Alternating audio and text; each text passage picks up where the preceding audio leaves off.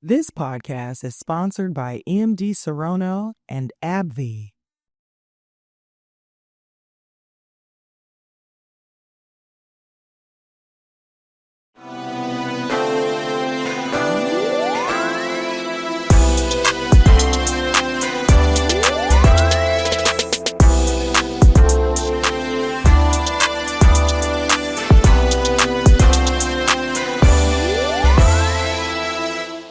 Hey, I'm Victoria, and this is Patient and You Podcast, and we're back with another amazing conversation. And I'd like to start with my why. My why for today's episode and conversation is just overall awareness and talking to people who I think are interesting and dynamic and smart and intentional. And so this person, I actually feel like I know this person. This is my first time meeting her in person, but I'm an avid podcast listener. Like that's my hobby. I don't really got no hobbies, but that's my hobby. And I listened to a podcast called The Friend Zone, and shout out to them because they give me everything I need. But I listened to it, and I've been listening to it for a really long time. And they have a recurring guest like that comes all the time over the years. And it is Natasha Nelson. And I have learned from her over the years. And I think that that is so cool when you are in this world, and especially like social media. I know podcasts isn't social media, but you're in this world where you have these parasocial relationships. You don't be knowing people, but when you listen to them, you feel like you know them. But then when you learn from them, you feel like you really know them. And so I have learned a lot from Natasha over the years about disability awareness, about autism, about a touch of the tism. And I've learned about parenting. I've learned just so much. And so I knew that if I ever had the opportunity to talk about autism or disability or anything that Natasha knows all about, that Natasha would be the one. And so I got the one here today. Welcome, Natasha. Hi, thank you so much for having me. It's a pleasure to be here. Yeah. And I'm all about parasocial relationships. It's so funny. So, yes. They're just fascinating that we're just existing in this space. And you know these people, but you don't know these people, but you know these people. It's so interesting. Yeah. Especially if the person is like vulnerable. Yes. You have shared so much about your life, about your view on life. Your parenting and some of the health issues you may have had, yes. or just health conditions that you've had. And so you've like that vulnerability really does allow us to feel like we know people. Yes. Because shoot, sometimes you don't know that about the people that are really in your life. That is true. That is true. I actually have been accused of that, of holding myself from people who are in my life. And sometimes it can be true, depending on where I was. Like when I was in the military, they knew the image I wanted them to know, but they didn't know necessarily what my parasocial relationships were getting to know. So, yeah. It is interesting because I do think some parasocial relationships can be deeper than the ones in your life. And I think it's because we know that you can't have the same conversation with everybody. Absolutely. Just because I love you and you're in my world doesn't mean we talk about the same things or we're interested in the same things. And so I feel like I have that too, where it is so much easier to talk about the weird, ridiculous things you do with someone you're never going to meet across the world, right, than it is to talk about it with your friends who might judge you and never see you again and live across the hall. Yeah. Absolutely. Yeah. So tell us about yourself. So first and foremost, the thing that I care about most is I'm a community member. I'm a villager. So me at my core, I'm about helping people and building people in my community. And that's shown from everything I've done. Second, I am a disability advocate. I am a Black anything advocate. I am a parenting educator, certified. In the classroom, in homes, and in early childhood education centers. I'm also certified in my disability advocacy. I am a National Alliance of Mental Illness Support Group facilitator certified as well. But at the core, I'm about finding people who need help and figuring out how we as a community can help them. Because I used to be about finding out I can help them, and that became very individualized. Mm. And so now for me, it's about figuring out how I can help our community and our community can help people who need help. I love that. You said a lot of things that lets me know that you are in the right place. Oh, and I'm a mother and a wife and those things, but I don't think about that in connection with Them my other work. things, those other things, just birth some people. Well, I'm going to read a little bit about your bio. Sure. Natasha Nelson, also known as Supernova Momma, is the CEO of Supernova Parenting, an organization that empowers caregivers of families facing mental illness and intellectual development disabilities. This is awesome. And so one thing that also stood out to me is Supernova. I named my daughter Harper Nova because of Supernova. And so when I heard you on the podcast, and I knew your name from the podcast, but Yes. your Instagram name is Supernova Momma, Mm-hmm. right? And so I was like, when I found you on Instagram, I'm like, oh my God, we're like same people. Like, I love that. Okay. And so where were you from? I am from Rome, Georgia, is where I was born. I was raised in Northwest Georgia. I graduated from Rome High School, went to Spelman, could not afford Spelman College, and joined the military. So I am a Georgia girl all the way through. Oh, okay. I didn't know that. And I didn't know the Spelman part either. Yeah. Okay, good to know. Good to know. Mm-hmm. All right. And what made you become an advocate? So we talk about this when we're talking about identity and child development, right? And we talk about Erik Erikson believes that we start thinking about identity more when we get into like our teens and our preteens, and we're figuring out what we want to be and what that's going to look like in our community. Mm-hmm. And I disagree with Erik Erikson, I know, because he's so important and I'm not. But I knew I was Black. I don't remember. Do you remember a time when you didn't know you were Black? I actually do. I have always known I'm Black. No, I knew I was Black, but I was very confused because I'm the lightest person in my family. Yes, same. And I was very confused why, like, me and Michael Jackson was light skinned. Yes. Now, I did have that moment. The why am I the lightest Black person in the world moment. Definitely had that, but I never had a epiphany of being Black. Oh, yeah, no.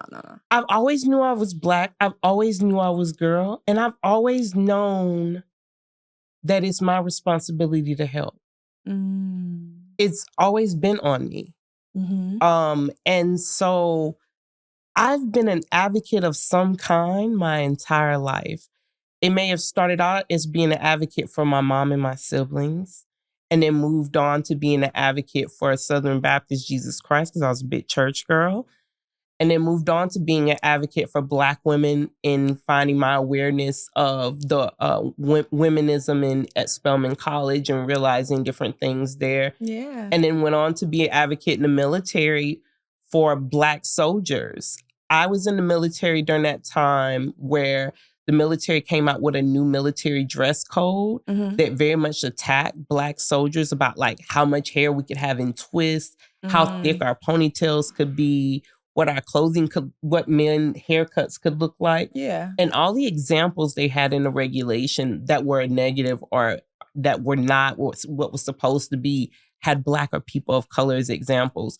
And so I was a part of the boycotting and writing and getting that to the Black Caucus in Washington, D.C. So I have always been an advocate in some type of way. Mm-hmm. Now, the problem, I guess I could say, I can admit it, it's a self-reflection for me, is that I don't know who to be an advocate for until I'm aware of it. So I wasn't a disability advocate until I became aware I was disabled, right? So there's still some individualism in there. Yeah. I didn't realize that I needed to be advocating for women and for womanism and feminism until I learned what I learned in Spelman College, right? So as I get more knowledge, I build on my advocacy, but in its elementary stage, as a young child, I've always been I need to speak up for this person because they can't speak up for themselves. I love that. I'm smiling because I've never found the words for that. Yeah. But I think that my advocacy has shifted too. Yes. It's like, well, what's next? What's the next thing I need to tackle? Yes. And it has shifted over the years. That's Absolutely. beautiful. Absolutely. I tell people all the time, I used to have an existential crisis about this because I would say,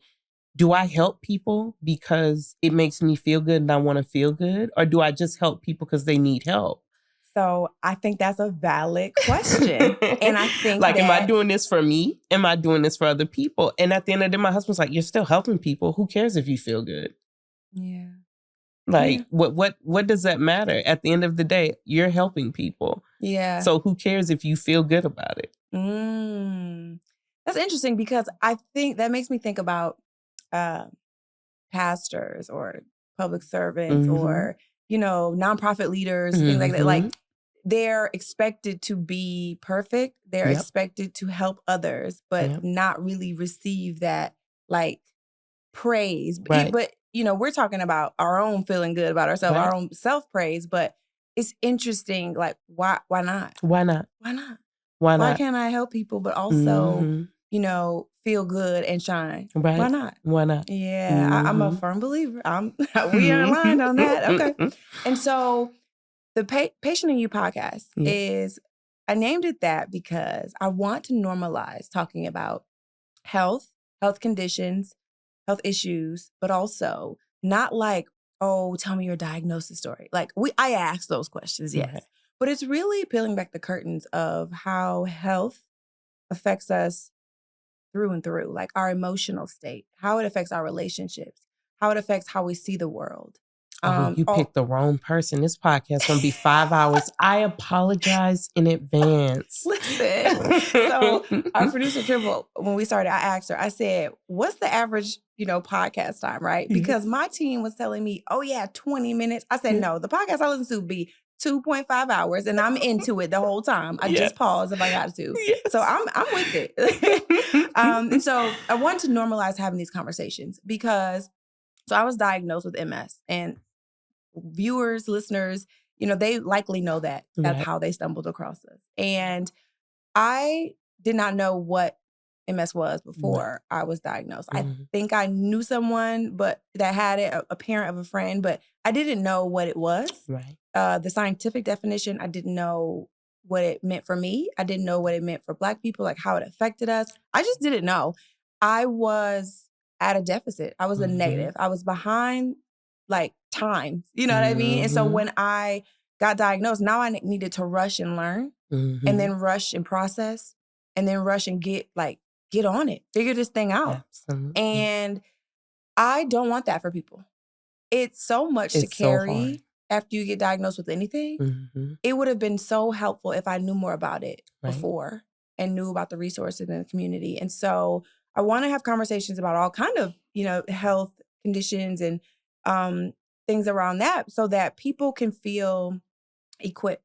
I want people to have the tools. And obviously all the toolboxes aren't the same for every person. Right. But I want people to know more and not just know what media portrays. And so we had an interview about bipolar disorder. And some of the conversation was like the stigma around it, but also how it's like described, how it's portrayed. And it's like, well, have you actually talked to a person with that disorder? And then have you talked to them about how they feel? And, those are the conversations that, like, I want to have all day. I could talk all day about it. And so that leads me to the question. We talked about identity. You talked about identity. When it comes to health and health conditions, what's your health identity? Like, what do what have you been diagnosed with? So I identify as a disabled person. I identify as autistic. My full diagnosis, I have autism, ADHD, OCD, general anxiety disorder, somatic syndrome disorder, avoidant personality disorder, PTSD. I think I got all of them now. Oh, sensory processing disorder. That is my entire diagnosis. I claim that, I educate about that, and I support myself, and I make sure that the people around me in my village know that as well, so they know how to support me and themselves. So how do you, one of my first questions as you were talking, how do you even get diagnosed with all of these things? Because I feel like, some of them, okay, PTSD, I can understand that. Autism, I can understand that. Even though a lot of people struggle with the diagnosis with autism as well, but some of them I've never heard of. Yes. And I'm wondering the journey to get there. Absolutely. So when I first decided I needed to even be evaluated, right? It was after my children were evaluated because I came from the same deficit as you. And I want to affirm that for everyone. As a person of color, as a Black person, you are surviving a lot of times. You are living in survival mode. You come from people who are survivors and who are living in survival mode. And in that survival mode, you don't really think about other until you're introduced to other, right? Because you're living in the now of survival and what's in front of you. Yeah. And so it sounds horrible and cliche when Black people say that's a white people thing. But what they mean is white people have the time to not just survive, Right. to research and know those resources are out there. And we don't. And that stinks. And that's where my work comes in. And that's why I have this nonprofit. And that's why I do the things I do. But in that, in not knowing, I didn't realize anything about autism. I didn't know anything about autism until my oldest daughter. My oldest daughter, her autism shows up in all of the ways that you see on TV shows and all of the ways that the research shows. It looks very much the white boy, typical male, the way her autism shows up. And so she was able to easily be diagnosed because I was a stay-at-home mom doing all the stay-at-home mom things. Yeah. And I noticed that she wasn't meeting her milestones and she needed support. And so we were able to get her diagnosed at 2. Okay. And with her diagnosis, my autism came apart. I didn't know I had autism at this time, but I wanted to know everything about autism. My daughter has autism. That means I need to know everything I can possibly know about autism so I can help support her. Yeah. And in learning autism, I was like, hold up.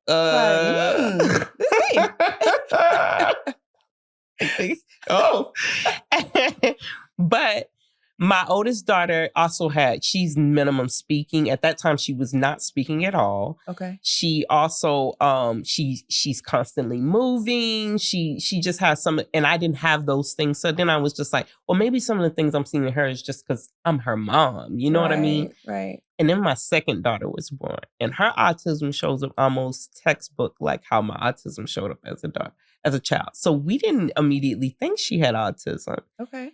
And so, but we are very blessed because the pediatrician that I researched and we chose does a mandatory screening for all children at 18 months. Okay. And he did the screening and he said, she needs to be evaluated too. And I said, wait, huh? And so then he did the screening in front of me and he showed me the differences. And I said, oh, I definitely need to be evaluated. And so I went to my primary care provider. And we were with a small Black practice. It was like a family practice where the wife was our primary care doctor. The husband was our therapist, very small. Okay. So she said, I am happy to write you this referral, but I have no idea where to send you. Where do you know where you go to get diagnosed? Oh, wow. We know where to send kids. People don't know where to send adults to get diagnosed for autism. And so I had to do the research. I had to, luckily, because I'd been doing all the work for my daughters, I had reached out to their BCBAs, their therapists. I reached out to Emory Autism Center, and they sent me a list of the 5 practices in Georgia that are actually certified and was acknowledged all throughout the United States as being able to diagnose adults. Wow. And one of those places happened to be an hour away from me and took my insurance. And so once I got with them, every place does like a preliminary over the phone thing where it's kind of like, oh, did you just watch some TikToks and now you're here? Right. Let's make sure you really need to be here, right? Okay. And so we did that. And after that, he was like, oh, yeah, we need to schedule you. Come on in next week. Okay. I was like, next week. And so this over the phone thing, was this short, long? It's about 2 hours of questions, asking about your past, they have like select questions that they ask. And then if they're intrigued or they want to dig deeper, they'll ask you specific questions. Yeah. And after that, he was like, okay, we need you to come in and you're going to do some preliminary tests. And it kept going up. So it was like I would go in and we would do some tests and it would be anything from, not joking, a puzzle's on the table and I need to match this puzzle to a card that they have on the table and they're just timing me and watching me while I do it. Yeah. It could be I go to a computer screen and they flash 1s and 2s on the screen. And then they also have headphones on my ears and they're saying 1 and 2. And they want me to do one thing if I hear a 1 or one thing if I hear 2 and I'm having to do those things. They also had like over 300 to 400 different question surveys of how I think, how I act, what I do in social situations. They had surveys that my family had to take home, my mom, my husband, my best friend. Wow. Yeah. So this sounds like a really good doctor. I don't know. You seem spoiled with this doctor because this is thorough. Giving your mom homework is wild. So this was 2 years. It ended up going on for 2 years. Wow. And I remember after the first year, I got frustrated because if you don't know, as a person who is disabled and has a lot of medical stuff that happens, you have a deductible with your insurance company. And every new year, you have to pay that deductible again. So for me, this process is already expensive, but I have insurance. That's great. But, you have a $2,000 deductible. So I have to pay that $2,000. But now we're on another year and we're doing more tests, more evaluations. So guess what? Another $2,000 in deductibles. And these appointments are copay? You guys still got to pay copays potentially? So yeah, it's a lot. I'm just calculating in my head.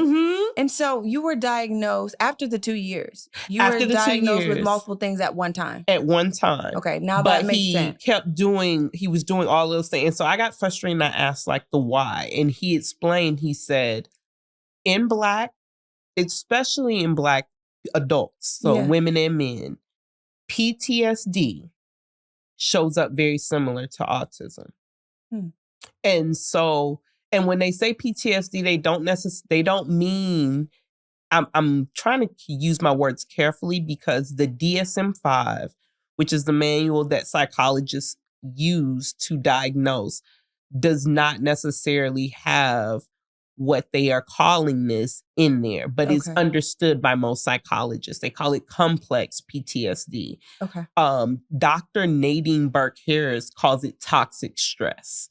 What it is PTSD is, I'm in a firefight in Afghanistan. It's very traumatic for me. I have memories and flashbacks to it. I'm very alert. If I hear a loud sound, I'm affected by that, right? That's PTSD, post-traumatic stress syndrome. The argument is, if you are a child in an adverse environment, if you are a woman in a domestic violence relationship, you're in constant, continual stress that is traumatic over and over and over again. And how that affects you and your nervous system and your brain and your hormones is going to be different than just one incident of toxic stress, right? And so how that affects an adult is very similar to what autism does to a child. And so the testing for a while was for him to be able to separate the two, distinguish between And so when we got to that day where he gave me my full diagnosis, I was actually really frustrated. I think I even went on Twitter. I don't think we had Blue Sky at the time, talking about how frustrated I was because I'd gone to get answers. And to me, it felt like I had more questions because I went there like, am I autistic or what's going on?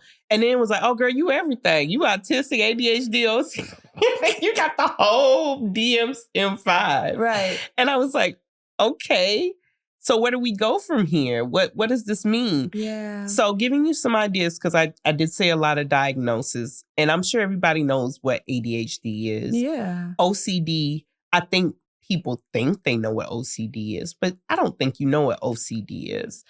We're not just talking about cleanliness. I want to break OCD down to its elementary ideas. Break it down for it. So you have obsessive compulsive disorder. I'm obsessed about something, and so I compulsively do things to alleviate my anxiety or to protect myself from that thing that I'm obsessive about. That could be religion. I'm obsessive about the afterlife, so I'm compulsive and practicing morality and making sure that I do the things to get to the afterlife.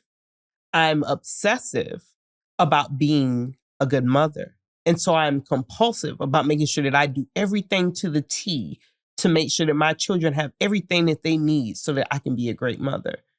I'm obsessive about not falling on my butt. And so I count the number of steps that I walk, up the steps and down the steps. And I'm obsessive about not hurting my mom. So I don't step on cracks. And I make sure every time I walk that I walk in between cracks. Step on cracks, right? Get on my back. So my OCD comes more so in the perfectionism or morality phase. I have really bad morality OCD of what things are supposed to be and how I'm supposed to act and what's supposed to happen.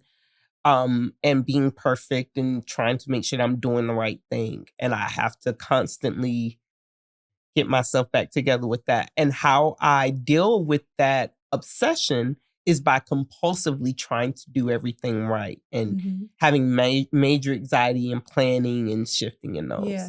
And then general anxiety disorder means that everyone has anxiety. Yeah.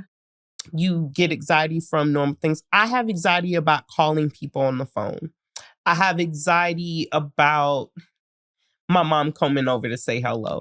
I have anxiety about having dinner with friends coming over. I have anxiety about everything all the time. Sensory processing disorder, you have 5 senses that you know about, and those are your external senses. They are the ones you've learned about in class. Yeah. You also have 3 internal senses. You have a sense of movement, which is why some people love roller coasters and some people will hold everybody's food and drinks and never get on them in their life. Right.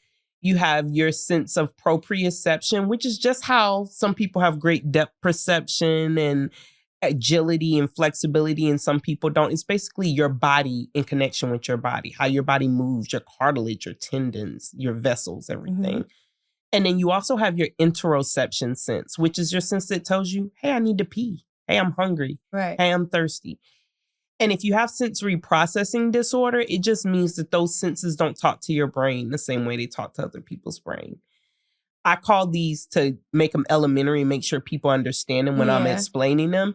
You could be a sensory seeker, which means that when you're having a sensory any type of situation, from just drinking water to going on a roller coaster, your brain isn't getting enough neurons to it to process that sensory experience. And your brain says, I want more. So you want more roller coaster. You want more water. You want more smells. You want more things in the sensory experience.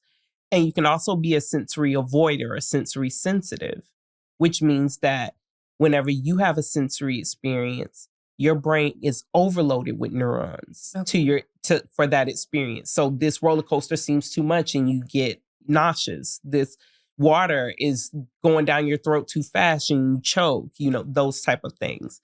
And because life isn't easy, people aren't just sensory seekers or sensory avoiders. You can also be a combo. I'm a combo. It depends on the sense for me on whether I'm a sensory seeker or a sensory avoider. Sensory processing disorder. And then somatic syndrome disorder, I struggle with understanding the difference between stress and pain.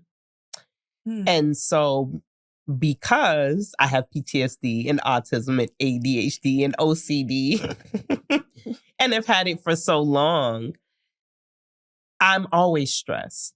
And in that stress, sometimes I don't realize I'm in pain. And that's how I fractured my back while I was in the military. And so, well, first of all, I feel like I need a notebook because I'll be learning and I want to go back to things. But so when you got all of these diagnoses, some of them sound like what a lot of people deal with. Would you say that a lot of people may deal with sensory, what is it called? Sorry. Sensory processing disorder. Yeah, like for that as one example. Would you say that this is, not misdiagnosed, but like overlooked and that more people could be diagnosed with it? Absolutely. So the example that I always love to give is tender-headed. I was a tender-headed girl. Okay. And I was told that I was extra and beauty was pain and I just need to deal with it. And so I would sit and let these let them braid my hair, and I would get those bumps that come up on my skin, and my skin would be red hot. And they would say, oh, you just need to take Advil. And that sensory experience was probably 10 to 100 times worse for me than the other person, not because of our differences in hair or skin, but because my brain gets multiple neurons when you're pulling and parting and doing the things to my head that maybe the other person doesn't get. Yeah. But because I was told you're a Black girl and Black girls get their hair braided and beauty is pain, beauty, yeah. I was just taught to ignore that and deal with that. And so okay, so my question, and you said that, I think you said your kids go to a pediatrician where they made a mandatory testing or screening at 18 months, right? Would some of these be diagnosed that early, or does it kind of take some lived experience to be able to communicate what you're dealing with to be able to be diagnosed with some of these things? Both. Okay. So there's an issue with pediatricians not really being, one, trained in understanding autism. So when you think about it, when you go to medical school, you can't be trained on every single disorder that there is. Right. Then there's also the issue of autism is looked at, it's in the DSM-5, so it's looked at more as a mental health thing than originally looked at as a neurobiological thing, which is what it is. And so in that, a lot of pediatricians, primary care doctors, they have no knowledge of autism. I can say that because I'm currently right now in a position with the Children's Hospital of Atlanta, Marcus Autism Center, and Lord, I always forget. I'm so sorry, Emory. Emory School of Medicine has a partnership, and they're doing something called Echo of Autism, which is where we train pediatricians and primary caregivers on autism, how it's diagnosed, and how to support those families, because there is a deficit. They don't get that knowledge. Got it. And so parents are thinking they have that knowledge, right? But you have to remember, a doctor is not going to be trained on every single disorder. Right. And so there's that issue. The doctors, they may be reading a form that tells them what the screening is supposed to say, and they're going in and looking at your child. Then they also don't have the cultural references. Right. Right? What if you're poor and you don't have dolls and toys, and so your parents don't know if you do imaginary play or not because you don't have the tools to do imaginary play? But that is, imaginary play takes up like 1/4 of the questions on what that child is doing. What if you work 80 hours a week, and so you don't get to spend as much time with your child, and so you don't know if your child pretends to play on the phone or not. Right. You just try to make sure that child is fed, they get to daycare, they get out of daycare, they go to sleep, so you can get up and get them to work again. So you have that issue too. Then you have parents who aren't really, like I said, we had a deficit. We didn't know about our disorders. And so these parents don't know the signs to look for in themselves. And these parents don't know the signs with a cultural Black lens.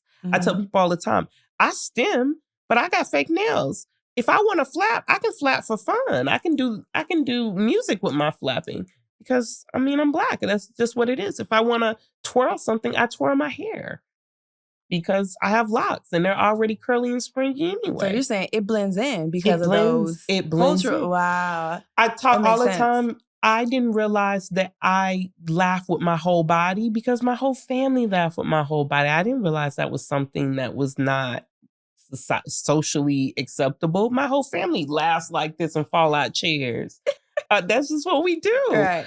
I didn't realize I was loud. I grew up with 7 kids. Of course I was loud. But I didn't realize I wasn't able to manage like my intonation until very late when people be like, dang, Tasha, you yelling. I'd be like, oh, my bad. I'm just passionate.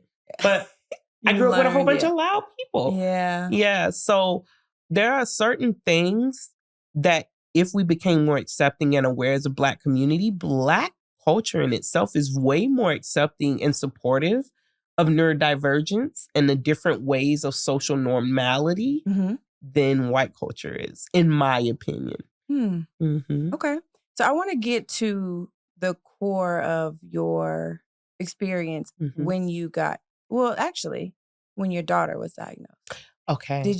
How did you feel when Which one? Your eldest? Because that was when autism entered the chat. Right. Right? So how did you feel? Like you are educated, you know your stuff, but you educated yourself after she got diagnosed, right? After she got diagnosed. And so when she first got diagnosed, tell me about that. So you got to go back a little bit, and I'm so sorry. So when we got pregnant, my husband has a sickle cell trait.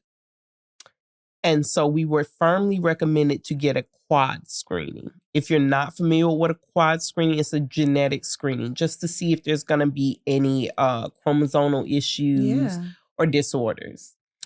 And we were in Germany. So all of that's covered, we were able to do. So we did the quad test, and I had the highest chance they'd ever seen for a risk for a genetic disorder. Yeah. And I was at 16 weeks, immediately put on bed rest, not able to work out anymore. And I was a half marathon runner. So pause right there. When you got this news. Yes. Were you scared? Devastated, scared. This is what brought me and my mom back together. So me and my mom, I was on non-speaking terms with my mom. I wasn't talking to my mom, I was in contact with my mom. And at that point, all I wanted was my mama. And so I remember contacting her, crying and telling her about it. I remember talking to my friends about it. I remember doing all of the research and the things. It was really frustrating for me because a lot of how I worked through, I know that now, how I work through tough situations and stuff is through physical labor, like doing things. Okay. And everybody wanted me to not do anything. Right. So it was really tough. And I remember thinking that I had done something wrong. And then being able to walk myself back through that because, there's nothing we can do. We just have to keep going. So then it became obsessive compulsive. It became obsessive about making the most healthiest possible environment I can make for that baby, right? And being compulsive about that. Yeah. So drinking the right amount, eating the right calories, doing the right things, right? All of the things. Yeah. And up until my 36 weeks, they monitored me. I had to be monitored weekly. They would check the baby, all of the things. And she didn't have any problems. And so I was allowed to have my natural birth that I wanted to have and do everything that I needed to do. And then she came out and she was this beautiful baby. And everybody said, oh, she doesn't have any chromosome issues. You're just fine. And then, of course, we started seeing what we started seeing. Right. We got her diagnosed when we moved here to Atlanta, though. We were in Kansas when I started seeing the issues and brought it up first. Yeah. And the Kansas doctors that we had were military doctors. And they kept telling us, oh, well, wait, and blah, blah, let's just see. Yeah. And then when we moved here to Atlanta and I did that research and found the pediatrician that I found, when I gave them my concerns, he did it immediately right there in front of me. And then he immediately told me he did have some concerns and immediately referred me to our early intervention program here in Georgia, which is Babies Can't Wait, but every state has one. And if your child isn't meeting milestones at 9 months, at 1 year, at 18 months, you can get support and help from the early intervention program in any of your states, and they will give you free therapy, whether that's speech therapy, occupational therapy, or physical therapy until that child is 3. And they don't have to have a diagnosis. They just have to have a delay of some support needed, and they will get that support for free. I say that because Black people keep saying, wait on it, and you're missing out on free help and support for your child. Mm-hmm. So the milestone conversation with children is such a, I follow this girl who works in public health, and she always is talking about, there's apps. See, I think the CDC has an app that helps you check off milestones. I have it on my phone. I have it too. It's expired now because I haven't checked it, but just knowing those things to check for your child in real time versus waiting, like you mentioned. That's so important not to wait. And so you mentioned that your husband had the sickle cell trait. Yeah. And then at 16 weeks, they noticed some chromosome. They did the screening. Okay. So about that, did you You went into this Yes. knowing that he had that trait. I went into this knowing he had the sickle cell trait. Yes. I also went into this not knowing genetics. Like I know genetics Or like not now. understanding. Not understanding genetics like I understand genetics now. That's not to say we probably absolutely would have still had kids. We probably would have kept to our 1 kid rule and not, but we probably definitely still would have had kids. But not understanding, we didn't even think to look in our genetic background of our families before deciding if we wanted to have children. And I don't think that's something people think to do. Nobody thinks to ask their partner, hey, you got sickle cell? Hey, do you have any autism in your background? Do you have any ADHD? Do you have any neurological disorders? Nobody thinks that. But genetically, scientifically, it has been shown that is usually how this is passed down. Sometimes it is environmental things. Sometimes it is a rough pregnancy, late age. But the majority of people who have autism, who have ADHD, who have schizophrenia, who have bipolar disorder, somebody else in their family has some type of neurological disorder. And genetically, those things can get passed down. So, but I think it's important because, so for me, and this is how we probably should have known I was autistic. When my daughter's diagnosis came, there wasn't this big guilt, despair, depression thing that happened for me. That's what I was. A lot of parents have that. I know. I didn't have that. It was very much, what's the plan? What do we do? So what do we do? So I need to understand autism. Okay, so I'm gonna go get trained and educated on autism. But could that not be a form of how you grieve? You go into action? I think that's just what I do. So yeah, I talked about that. That was why I struggle with my pregnancy, is because the way I deal with issues is I work, and I couldn't work at that time. Couldn't. So for me, it was about figuring out what autism looks like, what that's going to look like for our family, making a plan and having solutions. For my husband, that was a deep despair and depression. He felt like he caused it because I wasn't diagnosed at this time, right? And so he did have a little brother who had autism.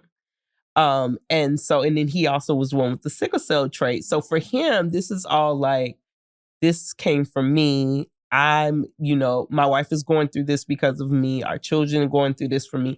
And so he had a really rough time. And because I was how I was and he was how he was, we had a really rough time because I was kind of like, get in the booth, girl. Like, I don't know. It's here. We got to deal with it. I don't know. What we going to do? You're not getting in the booth. Right. And he's but if like, you know. you know. And he's like, oh my God, I can't believe I brought this stuff. He's dealing with those emotions. And so that was a whole journey and situation that we had to go through while simultaneously going through helping our children. And Riley was a surprise baby. They told me I had a 25% chance of ever getting pregnant again. And Riley said, see you in there. So... And so this, you mentioning and elaborating on your husband's feelings about it. That is what I like to kind of unpack. Yeah. Because it's when we get a diagnosis or we have a health condition or a health scare, it affects us, but it also affects the people around us. Mm-hmm. And then you're managing multiple things at a time. Yes. You're managing, the screening that you just got at 16 weeks. And then you're managing your husband's feelings. And then he's managing those feelings. It's a lot. It's so layered. And that's another reason why these conversations are so golden. Because we, unfortunately, can't just talk about the matter at hand. It's levels to this. Right. Other people are affected by this. Other people are affected. And so for my husband, it went very much into him just being a yes man for me at first. So he, my husband is Jamaican and Panamanian from New York. So my husband's a Bayesian from New York. So I'm tracking. And we got some Jamaicans in the room. So For him, it was about like he was going through that, but I didn't know that until after we went to therapy and things later, You're right? getting exactly to where I was going. Because I was going to say, was he able to articulate and identify Not at that? all. Or this is something y'all came to know later? This is something we came to know later. Okay. At the time, it very much showed up in him just doing, I said, I want a doula because I'm scared and I want a doula for my pregnancy. He was like, okay, I want this. And he was just like, okay. He just was doing whatever I said I wanted. And he was being wherever I said I wanted, but he wasn't really voicing anything, like how he felt or anything. And I didn't realize it because I was in the booth, right? Yeah. So I was just, we want this and this and this. And we want to make sure our daughter does this. And we want to make sure this. And he'd be like, okay, yeah. But he wasn't voicing anything. And it's so true. A lot of times as a new parent, period, even if you don't have the 5011 diagnosis I have, as a new parent, birth parent who gave birth to the child, you get lost in the child, right? Period.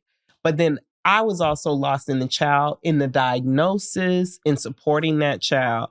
And so I really didn't see that he was floundering at first because I was so focused on, we got to do all of this stuff for this child. And to be honest, I didn't see that I was floundering. I was floundering in a different way. I didn't see that I was floundering because I was like, oh, well, we got to do what we need to do for this child, right? Yeah. So. And so that's the interesting part of relationship, especially when parenting comes into the relationship, because that floundering you speak of, something can be going on over there, but I'm locked in. Right. I'm locked in over here. Right. And I see and I hear about a lot of relationships kind of being challenged by that in the booth mentality of whatever is the matter at hand. And I'm very logical to a fault at times. Like I can admit that about me. And so we got to a point where my second daughter had been diagnosed and I was in the booth for both. Yeah. And he was really struggling. And I was like, hey, look, like I still got love for you. Like, you not going nowhere because we got these two autistic kids and black and rough. But like we can both have cut buddies and just live together and raise these kids and do our own thing. Because you tripping. I'm about to cut this. Cut buddies. Like, because I was like, you stuck with me because we got these kids. Yeah. But I'm not going to be stuck with this. Like, you tripping. And for him to realize, like, I'm not happy. Like, I'm really struggling here. And then me realizing that I needed to get evaluated and realizing where I wasn't happy, but I was just going because Black women just go. And him realizing that because I was going so much, he was able to break down, but he didn't like being broken down while I continued to just continue. Because like all this is happening, I'm still making Supernova Momma. I'm still doing all of the, And so, because I'm just going, because you just keep going, right? Yeah. And even when like when I had my mental breakdown, I just shared it. And then I just kept growing. Like it was because I was so transparent about, I'm 210 pounds. I've gained all this weight. I don't know where, like, because I'm so focused on my kids, I stopped caring about myself. I did not realize that was happening until we got here. Yeah. It is what it is. I was so transparent about it that I kept growing, and Supernova Momma and then eventually Supernova Parenting kept growing while I was making my faults and mistakes. But my husband was in the background and he was making his flaws and his mistakes, and they weren't making him grow. They were, moving him from a job he wanted, keeping him from opportunities he wanted, getting him in conflict with people he cared about, as opposed to me, I'm having these challenges, these really hard things, but they're still allowing me to grow while these things are happening, right? Yeah. And so it brought tension in with us. And then it was also like, people just don't communicate very well. So I don't want to admit I'm hurt and I'm struggling. I think I might need a diagnosis. And I don't want to admit that I'm hurt and I'm struggling. I think I might need a diagnosis and you're the problem, right? And then you're the problem and you need to change. And so eventually it came to, do we care about each other? Did we really mean forever? Do we want to figure this out? And I also have a best friend, and my best friend's a therapist. Don't get a best friend who's a therapist if you don't want to be read and told the truth. Okay. I love that. And so she was very much like, do y'all want to be together? Like, and if y'all do, y'all gonna have to learn to communicate better. And it's so funny to say that to me when I'm at the time a certified positive discipline educator and being certified in nonviolent communication and conflict resolution and trauma and the things, right? And so I had to turn what I was teaching to everybody else in on myself and start doing some work there. And the beautiful thing about that is that he was willing to do the same. And then but it was also bad because for my husband, he has mood disorder. He's fine with me sharing it. Yeah, he's fine. To make sure in my head. Are you fine with it? he did his diagnosis and stuff too, and he has ADHD and mood disorder. But he got really into it, ADHD. And so he just started cutting his family members off and telling them about his boundaries and everything. And everybody was mad at me because they're like, you done changed him. You gave him the tools and now he done with us. And he's telling them how he feels, but he's doing it in that direct Jamaican, New York type way. And then set the boundaries up. And they was like, what you done did to our son, nephew? Aww. You gave him the tools, gave him the words. I love that. Yes. Okay. And so I want to talk more about autism. Because we want to obviously make sure we're spreading awareness. Yes.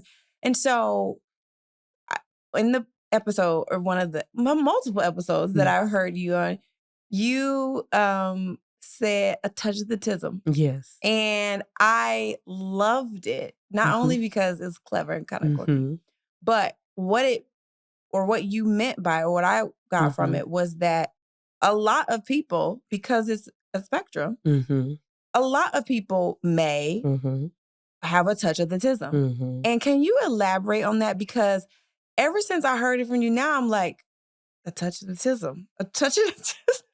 And not to be, rude, but sometimes I'm trying to understand why people do the things that they do. And then I also see people don't understand why they do the things they do, or they cannot articulate why they do. And so then I'm always wondering, wait, something. This is not tracking. And so can you elaborate a little bit about the touch of the tism, or maybe the spectrum and things like that?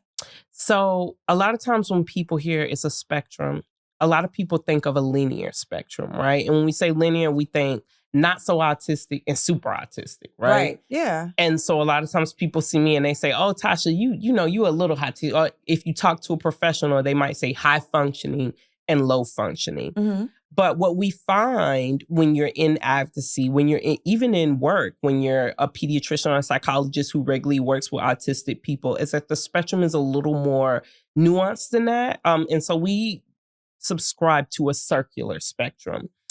And on that circle are 5 main areas that autism affects. So we talked about sensory processing disorder because that's what I have. Yeah. Sensory is a big part of autism.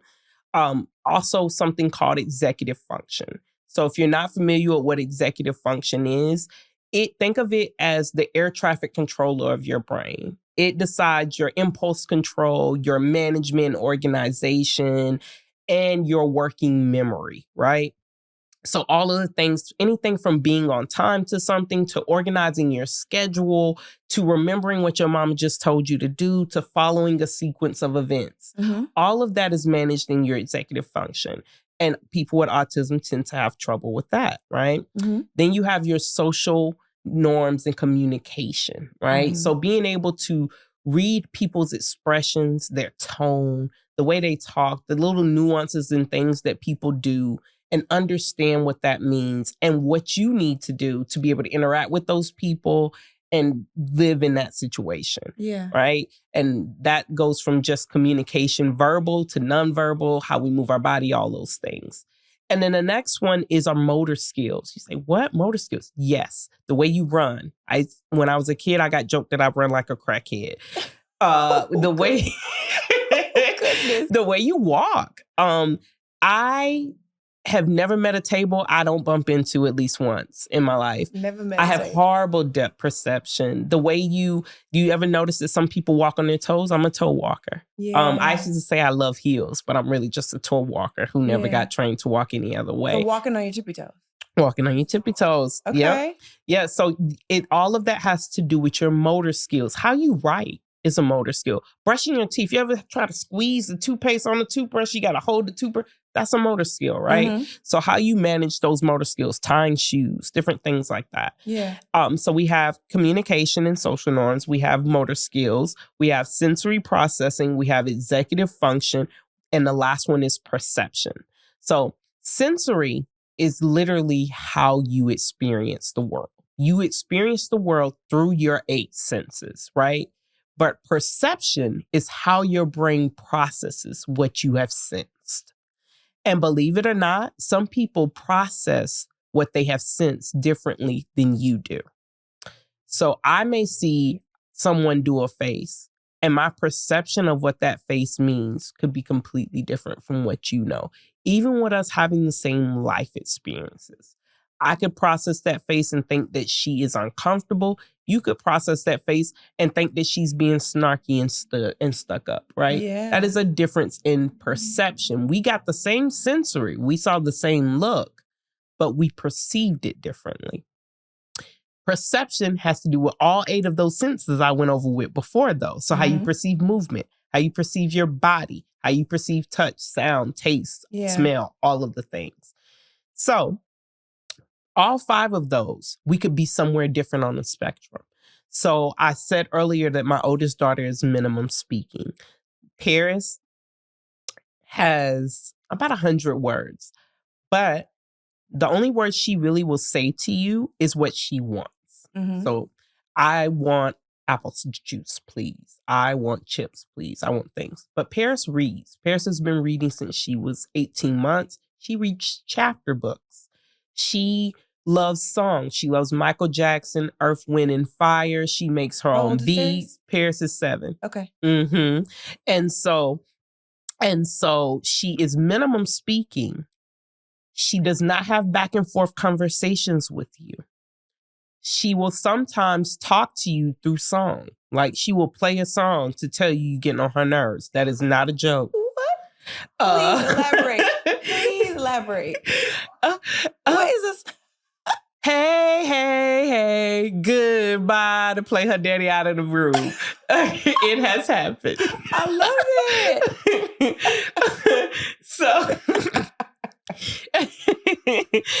it. But she will not have this back end. If you come and you say, hey, Paris, how was your day? She'll look at you.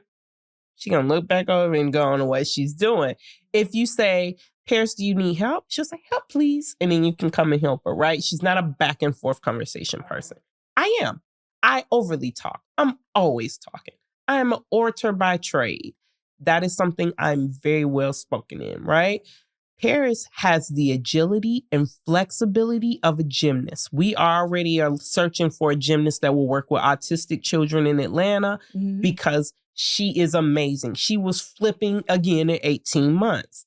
I can't do a forward flip. I am terrified of all heights, of all movement, of all jumps. Don't even jump on me. And so there's differences there, right? There's differences how we process sensory, being a sensory processor, a seeker, or an avoider, right? Yeah. In executive function, you have some people who are super organized, who have eidetic memories, and they remember exactly what you said on specific dates, right? Yeah. Who have amazing impulse control, and they can manage themselves. They could really want something, but they know how to hold on and wait for it. And then you have some people who they late for every last thing that they have to attend, right? They can't follow a sequence of events. They end up just doing their own thing. They can't even cook by recipe. They just end up making their own stuff, right? And that's just how they are. That's executive function. So all of those things are a different spectrum. And so you could have a person who is an amazing orator, who struggles with sensory, but who's really great with perception and social norms. And so they've been able to get by in life. because they also have OCD. So they're very careful about how they're reviewed by other people and what they do and how they do things. And they also have complex PTSD. So they're hyper alert and aware because they've had to be from having trauma in their lives. And so they're able to skate by without people noticing that they have autism. I have to pause you because this is where I wanted to go with this. Mm-hmm. This spectrum, because it's not linear, and you said around, did you say around? Circular. Circular. Same thing, but circular. And I'll give you the link so you can have the link in the podcast stuff. Yes. So it's making my mind go all over the place with all these questions because I can imagine people slipping through the cracks. Absolutely. And there's multiple reasons for that. So one of the reasons is you really don't go to get this diagnosis unless you're floundering. Because in the medical model that we use, something is wrong with you and you need help and support, right? I don't diagnose you just because you want to know. I diagnose you because this is affecting your life in some type of way. Yeah. So what if it's not affecting your life? And so that's what I was kind of getting at when I'm like, how do you even get all these diagnoses? But because you were not necessarily floundering in all the areas, but you recognized yourself in what you were learning. And then you knew what to do. But if you're not floundering, but you deal with these things, what do you do? So here's where I'm going to challenge you and where I challenge my primary care doctors that I counsel and talk to about this pretty regularly. How do you know you're floundering?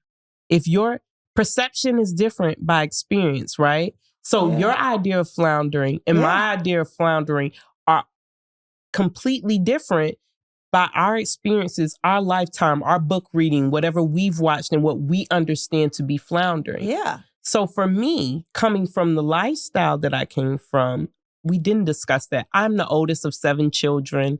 My mom is a single parent. I had a really rough childhood growing up, right? Some housing insecurity, living with different family members, different situations, different boyfriends. And so my idea of floundering has always been being back in a situation like that, right? Well, then that means I'm willing to go through a lot of stuff before I say I'm floundering, right? And so people's idea of floundering is different. And so you could be floundering by, I guess, normative standards, but not realize you're floundering because at least I'm not like that traumatic experience I had in my childhood or back in the times or what I seen this other mother dealing with. Yeah. So I'm not her, so I'm not floundering. But so this makes me feel so like lost in it. And I'm not like, I'm trying to put it to words. I feel like it's so subjective. Yeah. It's so circular. It's so many nuances to it. And even floundering, that's different for different people. How does one find, I guess, relief or resolve? How do you land, or find a soft place to land if everything's so subjective? So for me, it's about education. Because again, our experiences are warped by our experience, what we've experienced in the past, our history, but also by what we know, what we read, what we see, right? And so for me, it was about getting the education to the Black community because they don't even know what autism is. They don't know about the circular spectrum, the 5 things. When I tell people they have more than 5 senses, they look at me crazy. Yeah, that was the first for me. You said 8? Yeah, that's the first. 8. I'm going to have to 3 write that in my internal. notes and look at it later because I was like, okay. Yes, when I talk about executive function, they're like, okay, no one's ever talked to me about this. When I talk about motor skills, they go, now that you talk about it, a lot of the autistic kids that I know do struggle with writing or they struggle with tying their shoes or they walk on their toes, but I never put that together. Yeah. So it's the education piece for me, not just autism. I have to teach about toxic stress and complex PTSD because I work with Black families who have or may be dealing with some type of neurodivergence. Because as you read from my bio, I support parents and caregivers who are navigating even themselves or have children who have a neurological disorder, an intellectual developmental disability, or any mental health vulnerabilities. And the reason for that is, I want you to think about being Black and autistic. And if you make it to the age of 31, you are going to have mental health vulnerabilities because you are Black and autistic in America, whether you were diagnosed or not. Think about being Black and bipolar. Think about being Black and having ADHD. Think about being Black and having any of these neurological disorders. Usually 70% of us have some type of mental health vulnerability, whether that be depression, anxiety, any schizophrenia, any of the other things, because you are constantly being told either that you're a problem or that you don't know what you're talking about, or you're lying, or you're being ridiculous, or you're exaggerating, or the different things, or that you're just weird, which is what I was. Eventually, my family just said, "You just weird, girl." I don't know. And so we could talk about this for hours. Yeah. I got so many questions, but I do want to talk about toxic stress because I don't know, something's coming up for me. And so I want to understand a little bit more about it. Absolutely. So ACEs, are you familiar with ACEs? No. So adverse childhood experiences. So think poverty itself, but think also, you don't have to be in poverty to have ACEs. Think about having a parent who has some type of mental health challenge, has not been diagnosed and is struggling with it. Think about a parent who maybe has some type of substance abuse. Think about a parent who said, we spared a rod and spoiled a child. We about to get beatings up in here, right? Think about a parent who maybe used more of a religious guilt type of situation on their child for a lot of the discipline that they did in the house. And so the child has a very scary and weird relationship with God or with religion. Like these type of things, they add up. They're called ACEs, adverse childhood experiences. And again, we're talking about child. So this isn't a person who has built the resilience, the grit, and things that mean you have built. Yeah. They're a young child and they're dealing with these things. So when we say, because PTSD is post-traumatic stress, and people be like, oh, well, that's not traumatic to you. But to a 5-year-old, that can very much be traumatic. Yeah. And it's happening every day, over and over again. Yeah. Hunger. I'm going to tell you from experience, being hungry is hard. Watching people you care about be hungry and feeling like you can do nothing to feed them is very hard. Okay? So those are in-home individual ACEs, right? Yeah. But we're also learning about community ACEs, like being Black in America, discrimination, right? We're looking at being a woman in America, sexism, right? You're looking at some of these systemic. So we start looking at social detriments of health. Yeah. And how that affects this as well, right? And so you add all those up, and there are people who are constantly living in those environments, living in those situations, living in those experiences, and having sometimes 8 to 12 ACEs daily for years of their life. So now we're going to talk about health, like you said you wanted to get into. Yeah. So how this happens is, in your brain, neurologically, you have something called your amygdala. And this is very much affected in autism too. Your amygdala is what tells you, hey, there is a bear in this forest. And so we either need to fight this bear, we need to run from this bear, we need to play dead and fall on the ground and freeze from this bear, or we need to find out if we can speak bear and make this bear happy and negotiate, yeah. Right? That's what decides it. And it decides that in literally a split second, right? And what it's using is not your brain. What we know is our brain, right? Our prefrontal cortex that has our reasoning, our morality, it uses just your memories from your past. So what did you do the last time there was a bear in the forest, right? And this is built for our survival. This comes back, the smallest lizard has this amygdala and this and our brain spinal that does this function, right? So this is natural instincts. The problem is we are not humans who sit down and eat on the couch. We are not hunters and gatherers. They ain't no bears. Yeah.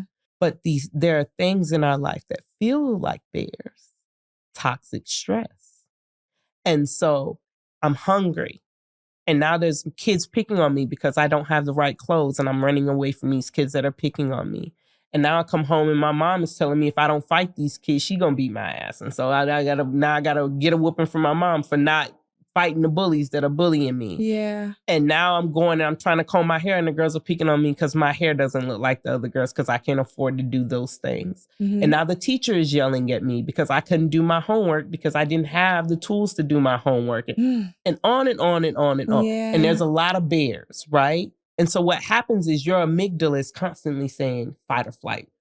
So you don't have your prefrontal cortex. You don't have the working morality part of your brain. You're just constantly in this alert, stay alert, fight, flight, freeze, fun phase. Yeah. And that's already bad. But what we don't know is that when this happens, you get hormones that shoot through your body every time this happens. Because if you're going to fight a bear, what do you need? You need some adrenaline, right? You need some cortisol. Your body needs to be ready to fight the bear. Right. So those hormones are constantly shooting in your body to prepare you for the bear. But there's no bear. And it's happening every day, constantly, different times, cortisol. And so that turns into fat and stress. And that does things to your body. And so that's why we have a higher chance of having issues with, overeating, because we're constantly trying to feed the cortisol and things that are in our body. It's why we have issues with high blood pressure. I got diagnosed with high blood pressure at 31. It's why, and we have so much high blood pressure because Black people are constantly looking for the bear. Have been for centuries. That got to be the name of the episode. Ain't no bear, but ain't no bear. There's no bear anymore, but we are constantly looking for the bear. And so, like I said, it's a health issue now. And Dr. Nadine Burke-Harris talks about this in The Deepest Well, but in all of her work that she's been doing in California with ACEs and with toxic stress, she talks specifically about how everyone, no matter your race, no matter your disability, can have toxic stress. Yeah.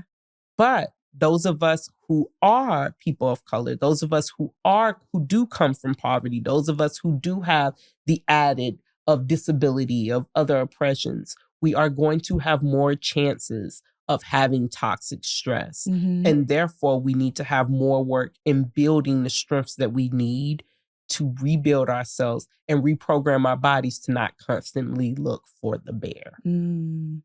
Okay. And so I want to ask you one more question.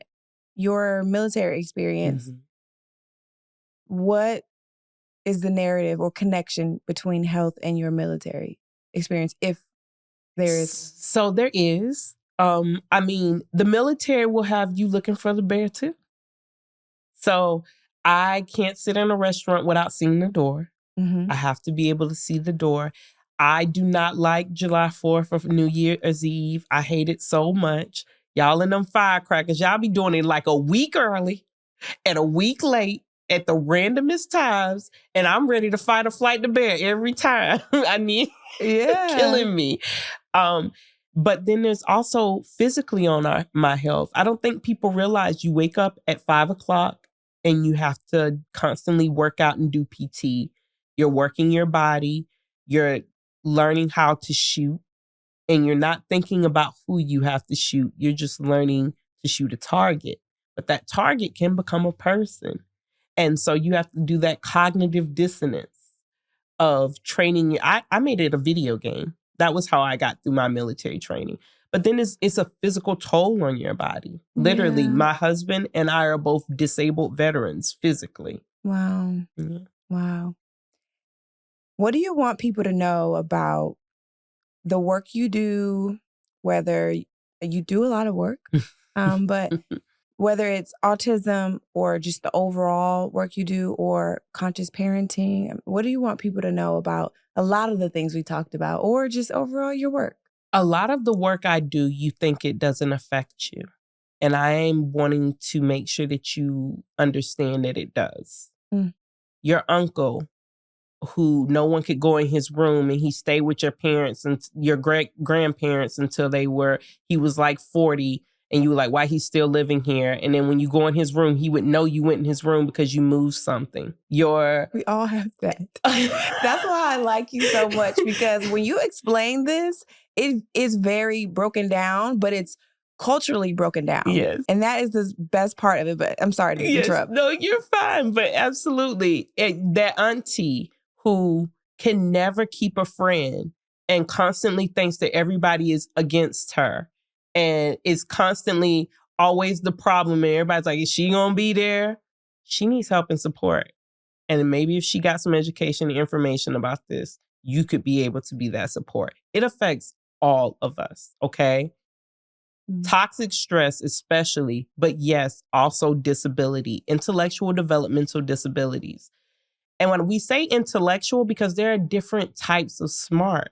I was a gifted kid, but I tell you what, small talk, I had to take 5 classes to learn how to network because I don't give a fuck about your dog or your kids. We are here to talk about what you can do for my business and what I can do for your business. So why do I need to know about your wife? She ain't in the business. So that is the frustration with a lot of people with networking.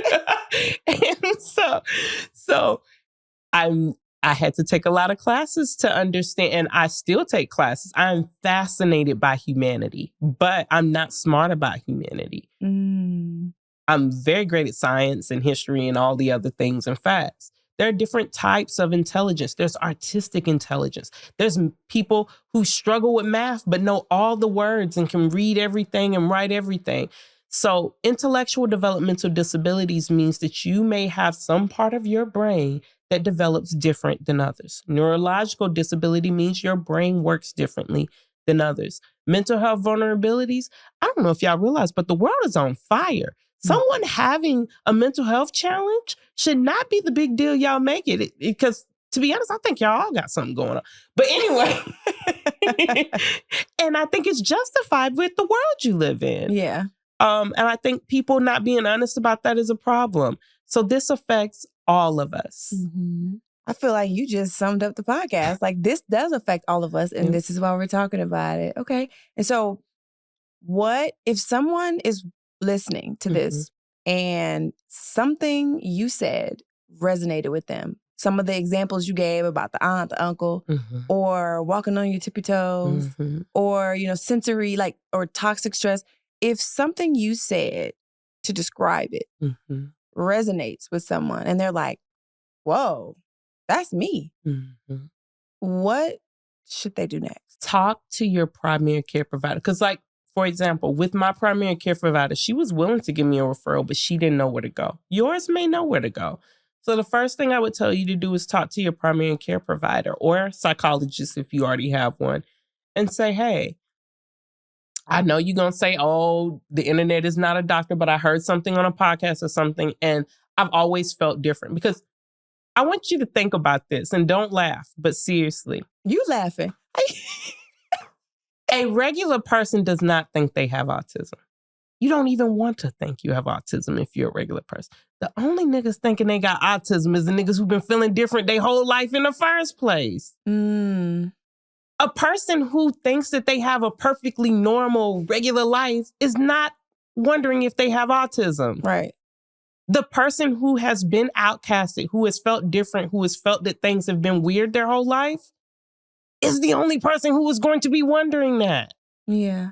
And so let me help you. If a person is pretending to have autism, they may not have autism, but they got some other problems. And so they still need help. Still need help. You still need help. Because ain't no other person gonna be pretending they got autism. Right. Wow.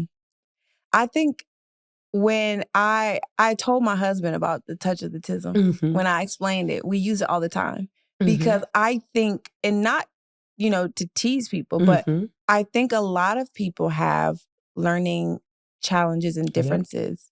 A lot more have it than we think. So what I told you about toxic stress, a main symptom of it is that it does mess with how your brain works. And so therefore you may have intellectual delays.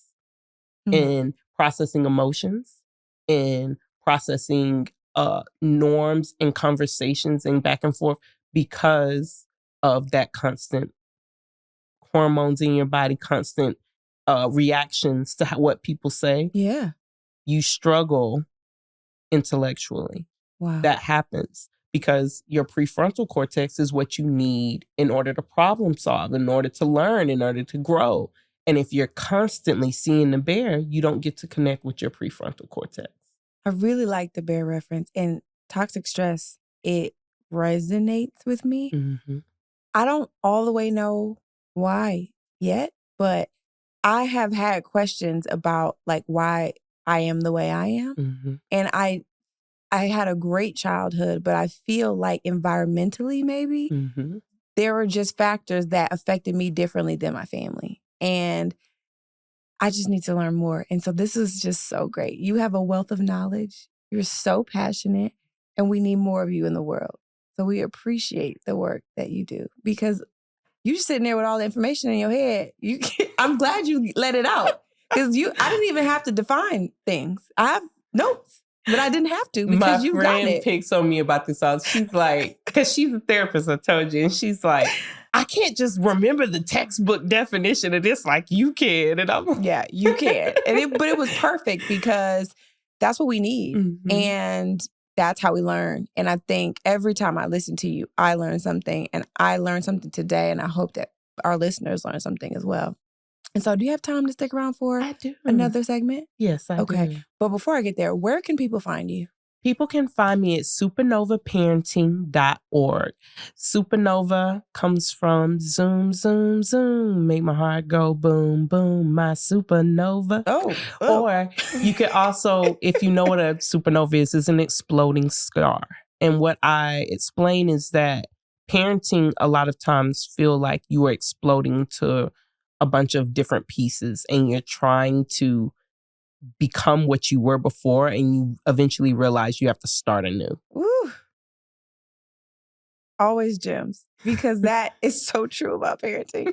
You come to that, you finally come to it. Yeah. I will never be the person I was before. No, it's over. That's okay. Gotta start anew. Yeah. Gotta start anew. Yeah. I love that. Mm-hmm. Well, thanks for being here. Absolutely. Thank you for having me. All right, so we're going to move over to our next segment, and it's called Let's Talk About It. And essentially, this segment is like, do you have questions? Did something come up for you in this episode? Are you curious about some things, or just in general? Do you have questions that are health related, healthcare related, health condition related that you need to get off your chest, get in the booth? Mm-hmm. Mm-hmm. And so if you have that, let's talk about it. So Tribble, you got a question for me or us? Hey, Victoria. So I was wondering, like, if you had any advice for neurodivergent adults. I'm looking for some ways to be productive, more productive and successful. I've always considered myself to be smart, but for years, like, I couldn't figure out why I wasn't able to, just stay on task and plan ahead and kind of think more big picture. And I've been struggling to kind of navigate my career while unlearning all these years of trying to mask that. So I'm still really learning the ways that I do mask too, those behaviors. So what advice do you have for advocating for myself in the workplace and also managing challenges like burnout and executive dysfunction and building a career that supports my needs? I appreciate your help. Wow. Well, first, thanks for writing in. Yeah. But secondly, this language that you're using, listener, shows that you are very knowledgeable already. And I love that. That's half the battle. Mm-hmm. Like, if that would have been me, I'd have been like, I'm not feeling well. I'm not doing well. And I don't get things. Mine would have been so different. Some of the language lets us know that you are already very knowledgeable. And so I do think that's half the battle. I actually want to throw it over to you because I think that next step is what your superpower comes into play. So the first thing that I want to say for the listener is you're saying that you have problems with things like big picture, like organizing, like keeping in staff. So I would focus on those things. Not how can you make yourself do that? What support tools can you use to help you plan out goals, to help you stay on track? And there's things like Trello some people use. There's different apps and different things that can help you with that, right? But then also, if you really want to delve into what's the best career for you, every state has a vocational rehabilitation center, and they have to. It is mandatory. Not only help you with finding a career that works best for you, but also with looking for internships and entry job levels that you can do in that particular field. They do everything from training you to do interviews, helping you with resume writing, having, like I said, helping you with finding internships for that in particular. So I would definitely look into, because these are programs that are there for us, but we don't use. And when I say we, I mean we. I ain't do the inside of my hand because it's real light bright. But when I say we, I mean we. So your vocational rehabilitation center, every state has one. Look into it. The next thing I would tell you is start building you a community of other neurodivergent people. So look into your Council of Developmental Disabilities. Because what I find, and that I've helped a lot of people, adults who have autism or any type of intellectual disability is we really like working for our own. And so if you know like the different organizations and you start networking and getting to know them, usually we're trying to put our own people in those positions anyway. So then you're working for a nonprofit that helps and supports people who are just like you, and therefore are understanding of you. That is what I would advise you to do. Love it. That sounds like me. I never fit in at any job. Mm-hmm. I shine when I'm doing my own thing. Mm-hmm. And I made this my diagnosis. I made it my career. And I surrounded myself with people that have MS or any illness because they are my people. They're your people. Yeah. Exactly. They get it. Mm-hmm. And so even when it's like a rough day and we got all this stuff planning, you're like, oh no, they get it. Yeah. Yeah. When you're struggling with organization, there's 5 other people who've been struggling with organization. They're going to tell you that 10 apps, you're going to have to figure out which one worked best for you. Right. But that's more helpful than, well, you just got to get over it and work harder, that you're going to hear from people who don't understand. Right. Mm-hmm. I love that. Okay. If you have questions related to your health, patienthood, navigating the healthcare system, advocating as a caregiver, finding community in your wellness journey, or anything related to being Black and ill, record it in a voice note or write it in a letter and send it to me at podcast@weareillms.com. I just want to thank you again for coming. Absolutely. Thank you for having me. Yes, this was great. And so if you enjoyed this episode, please leave us a 5-star rating wherever you listen. And if you're listening on Apple Podcasts, leave us a review. It helps people find the show. And if you know someone who would find what we talked about helpful or interesting, please share this episode with them. If you want to connect with us on social media, you can find us on Instagram at @patientandyou, or you can find We Are Ill at @weareillmatic. And that's just a wrap. I mean, we're done. I want to talk to her longer, but we have to go.